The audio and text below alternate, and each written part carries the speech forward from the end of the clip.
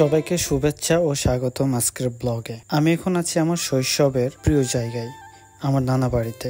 আসার পথে ভিডিও করা হয়নি, তবে এখানে এসে এত সুন্দর পরিবেশ দেখলাম আপনাদের সঙ্গে শেয়ার না করে পারলাম না। চারপাশে শুধু সবুজ আর সবুজ। নানা বাড়ির উঠোন ছাড়িয়ে মাঠের পর মাঠ, আর সেই মাঠ ঘিরে সারি সারি গাছপালা, মেহগুন, কাঁঠাল, সুপারি গাছগুলোর মধ্যে যেন জীবনের ছন্দ খেলা করে। সবুজ পাতায় নাচে হাওয়া, মাটির গন্ধে মন হয় দাওয়া, পাখির ডাকে ভরে উঠে দিগন্ত।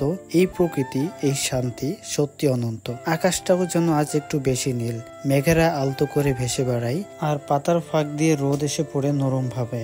এই গাছের নিচে তো এক সময় খেলতাম, দৌড়াতাম, হাসতাম। আজ সেই গাছগুলো দেখে মনে পড়ে ছোটবেলার কত গল্প। সেগুলো শুধু মনে থাকে, কিন্তু কথাই বলা যায় না। নানা বাড়ির পেছন দিকে যে বাগানটা আছে, সেখানে গিয়ে দেখি কত রকম গাছ, মেহগুনের লম্বা ছায়া, কাঁঠালের গন্ধে ভরা বাতাস, আর মাঝখানে ছোট্ট একটা পুকুর।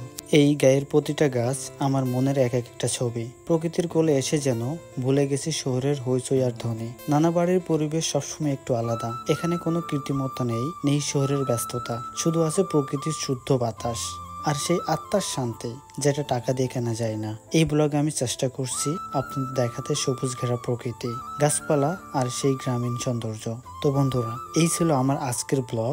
একটু প্রকৃতি, একটু স্মৃতি আর অনেকটা ভালোবাসা।